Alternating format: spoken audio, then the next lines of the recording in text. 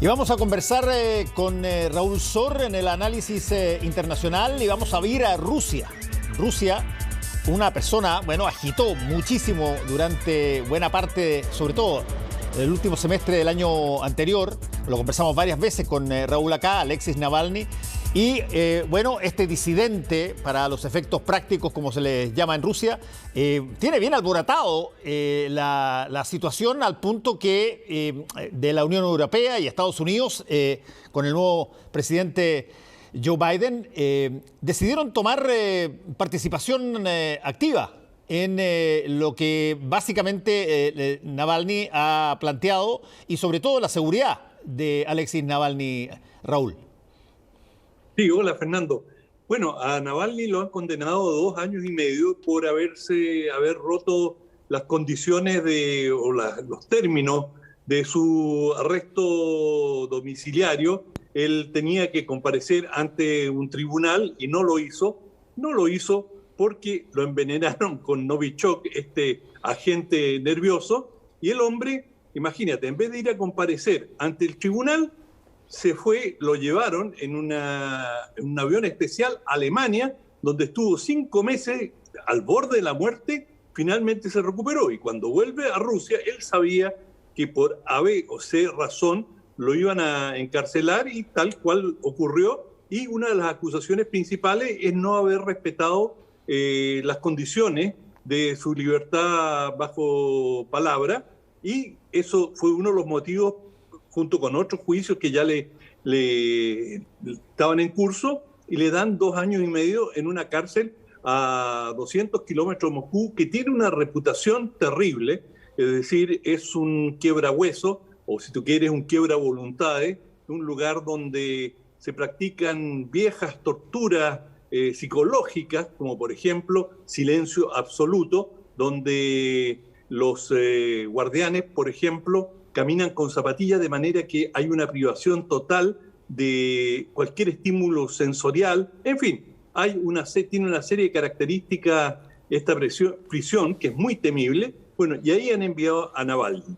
Y en primer lugar, la Unión Europea, en una táctica que, si tú quieres, se usó bajo el gobierno del presidente Obama. Estados Unidos se va detrásito de la Unión Europea. La Unión Europea establece ciertas sanciones, invocando una nueva ley sobre derechos humanos, y Estados Unidos sigue y complementa, y han decretado restricciones, sanciones contra 7 altos funcionarios del Estado soviético, entre ellos el jefe del espionaje y una serie de otros individuos que están de una u otra forma relacionadas con el caso de Navalny, entre otros el responsable de armas químicas ruso, que se supone que facilitó el Novichok. En fin, estos 7 funcionarios quedan sancionados, y esto significa que les congelan sus cuentas en el exterior. Tú te puedes imaginar que la gente que han sido sancionadas no deben tener cuentas en el exterior, menos en Estados Unidos o en Europa, y que si tú ya tienes esos cargos en Rusia, sabes a qué puedes atenerte en cualquier fricción. Por lo tanto, además, digamos, le han puesto restricciones para viajar, es decir, no van a poder viajar ni a la Unión Europea ni a Estados Unidos. Pero estos son, si tú quieres, una serie de sanciones un tanto teóricas, porque en la práctica no afectan en nada a Rusia.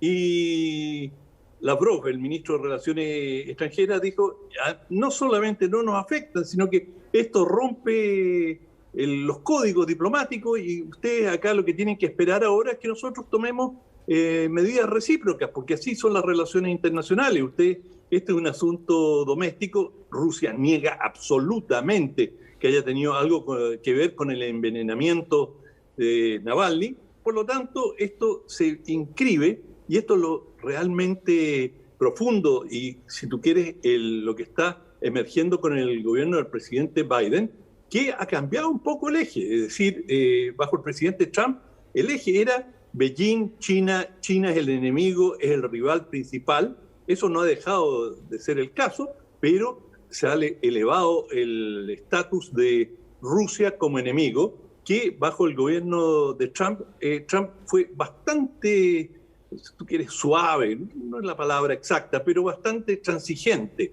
con Rusia, y en cambio ahora la señal que está enviando Biden es que ese periodo se acabó y que si bien no quieren buenas relaciones con Rusia, van a ser bastante más estrictos y más duros. Y hay un elemento que no muchos saben, pero hubo un incidente muy serio, Fernando, pero extraordinariamente serio en diciembre. Estados Unidos detectó un ataque cibernético de proporciones inéditas que se le llamó Solar Wind, vientos solares. Es el nombre de una empresa tejana que fue penetrada por, se presume, Estados Unidos, los servicios de inteligencia, la comunidad de inteligencia estadounidense acusa derechamente a los rusos y, aunque digamos no hay pruebas definitivas, ellos son acusados y lo que hicieron fue penetrar en una diversidad de redes, en más de 18.000 redes en Estados Unidos que contemplan electricidad, armas nucleares, reservas de armas nucleares, porque eso entraron en el departamento, en el ministerio en el cual se controlan las armas nucleares, y esta penetración es de una gravedad inmensa, porque además lo que hacen esta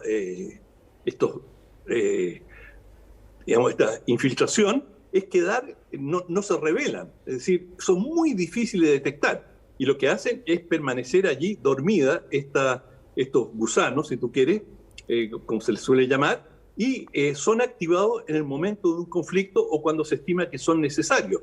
Pero esto fue un golpe a la cátedra y a la seguridad de Estados Unidos extraordinariamente potente.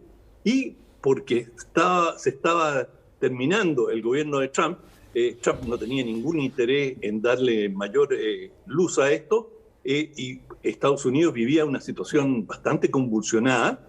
Bueno, se estaban acercando a enero, digamos, al traspaso del gobierno. El asunto quedó relativamente silenciado, pero no olvidado.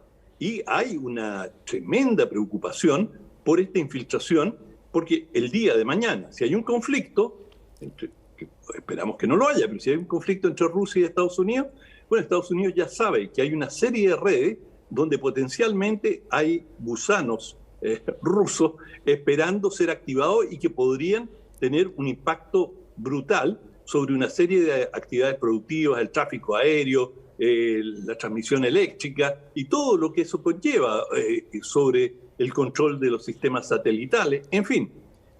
Pero hay que decirlo, esto no es una cosa que se le ocurrió a los rusos. Estados Unidos ha infiltrado redes rusas y hay conocimiento cierto de que Estados Unidos ha estado trabajando en eso.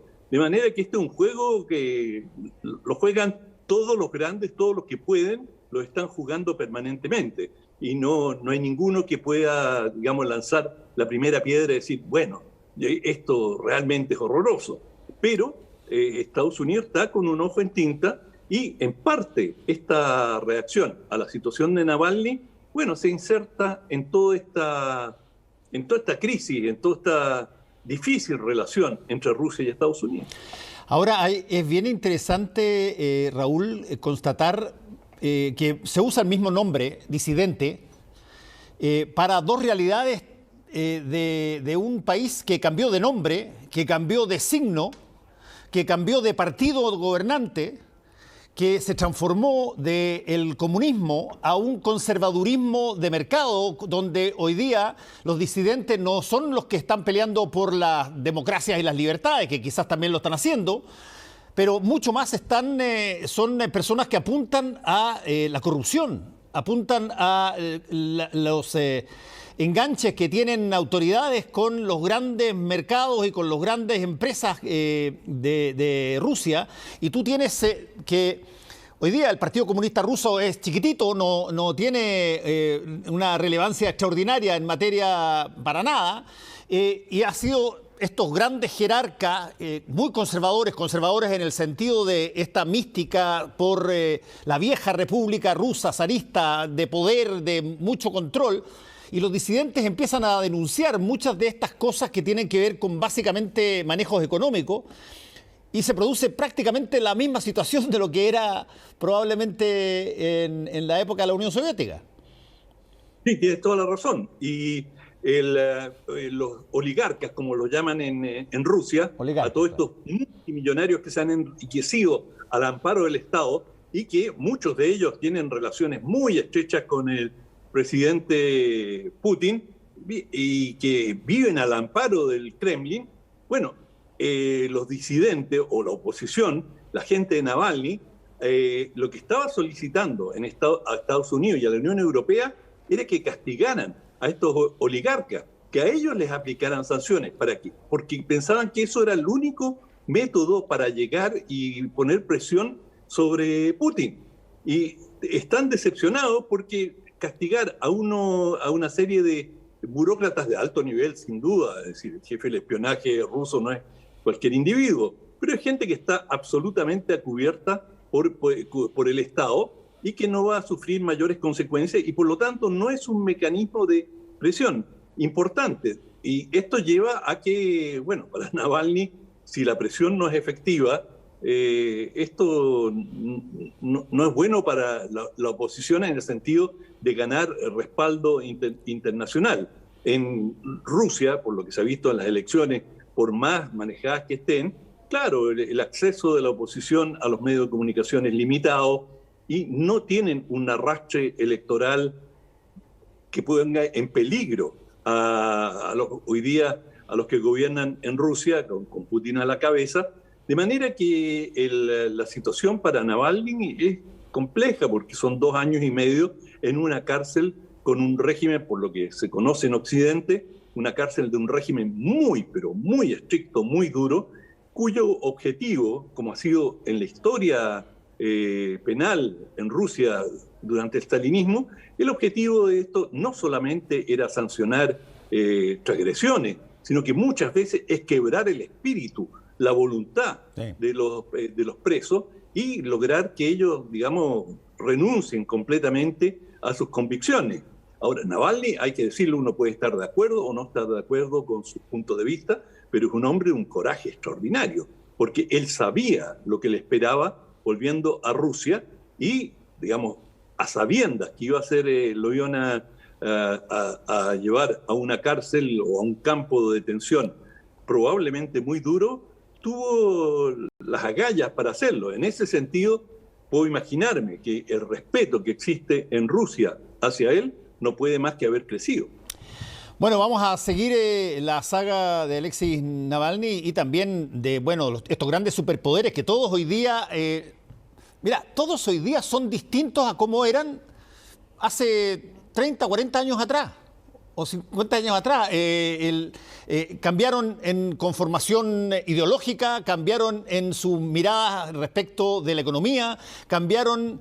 En lo único que no han cambiado muchos de estos regímenes es que consideran que que el autoritarismo del Estado tiene que ser ley. Y tienen la fuerza puesta básicamente en una rigidez extraordinaria en materia de aplicación de fuerza por parte del Estado. Así es que vamos a ver cómo sigue esta saga de Alexei Navalny en el futuro de este año 2021, Raúl. Muchas gracias. Sí, otra cosa que no ha cambiado, Fernando, es que los estados declaran una cosa y muchas veces hacen otra. Chao, que te vaya bien. Chao. Volvemos en un ratito.